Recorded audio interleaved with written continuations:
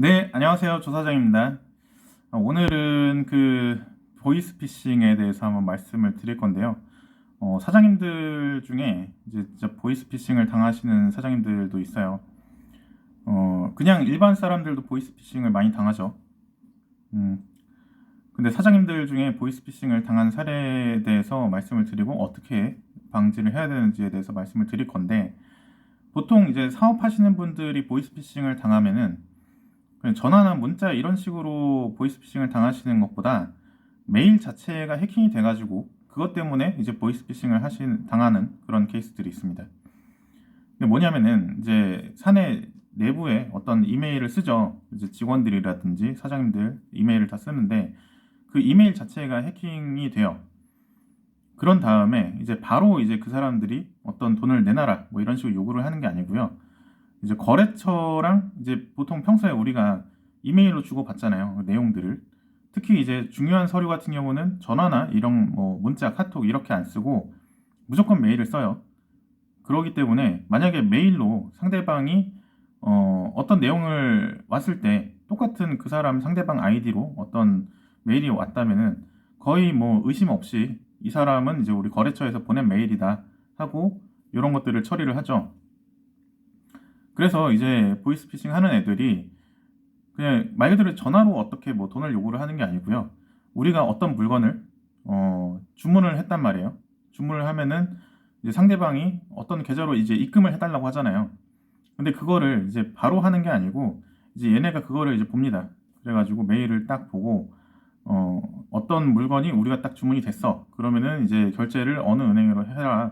뭐 이런 식으로 메일이 올 텐데 갑자기 결제 계좌가 어떤 계좌로 변경이 됐다. 그래서 이번에는 여기로 입금을 해달라. 이런 식으로 메일이 옵니다.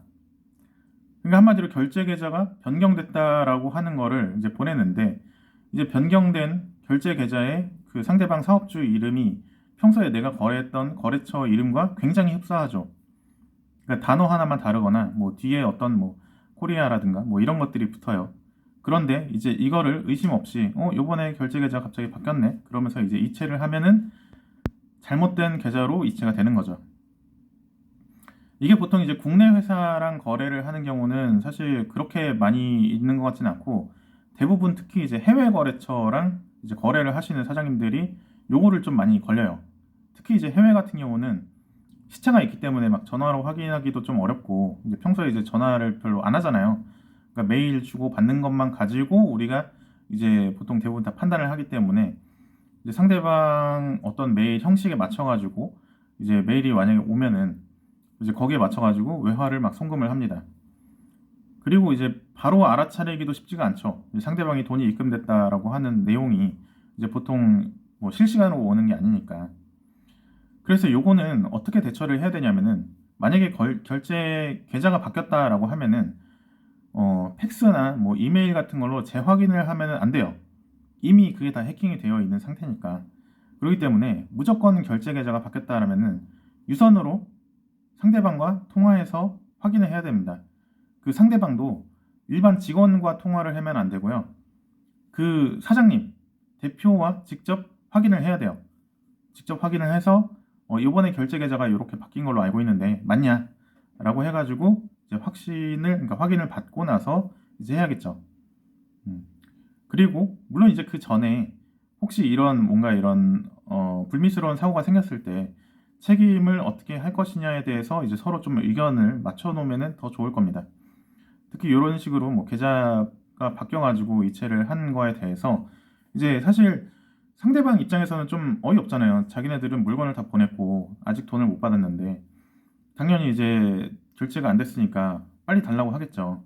그런데 이런 것들이 물론 이제 책임을 좀 자세히 보면은 우리의 잘못이 크겠죠. 이제 그거를 좀 한 번 더 확인했으면 좋았을 텐데. 근데 그 이런 것들도 진짜 그러니까 대표님들이 이제 하나하나 다 확인을 하는 그런 경우라면은 웬만하면 당하지 않을 텐데 직원들이 보통 일 처리를 하고 최종적으로 사장님들은 결제만 하고 보통 이렇게 진행을 하다 보니까 되게 안타깝죠. 그러니까 직원이 책임을 질 수 없을 정도의 이제 금액이 보통 이제 피싱으로 당해버리니까 대표만 이제 되게 소가리를 하는 거야. 나중에 가서 이제 경찰에다 뭐 신고를 하고 뭐 이런 식으로 해서 이제 그 다음 뭐 연속적으로 계속 나가는 건데 한두 번만 당하고 그 다음부터는 이제 막히는 경우도 있는데, 그러니까 우리가 송금을 하고 나서 바로 알았다면은 이제 외화로 나갔는데 또 이제 시간이 걸리니까 그거를 이제 출금 금지 조치를 취한다거나 해가지고 할 수는 있는데, 이것도 어떤 골든타임을 놓쳐버리면은 더 이상 뭐 회수를 할 수 있는 것도 없고, 그리고 걔네들을 잡을 수 있겠어요? 잡지도 못하고 하니까 굉장히 좀 안타깝죠. 그러니까 오늘 제 말씀드리는 거는, 사실 제가 메일로 얘기를 드렸지만 메일뿐만 아니라 뭐 문자라든가 뭐 카톡 같은 경우는 별로 없겠다. 근데 문자 같은 경우는 그럴 수 있을 것 같아요. 그러니까 내가 평소에 거래를 하던 상대방이 갑자기 결제 계좌를 바꿨다라고 하면은, 이거는 뭐 국내외를 막론하고 무조건 이제 대표님하고 유선으로 전화해서 확인을 하시는 것을 추천드리겠습니다. 오늘 영상 여기까지 하도록 하고요. 이상 조사장이었습니다. 감사합니다.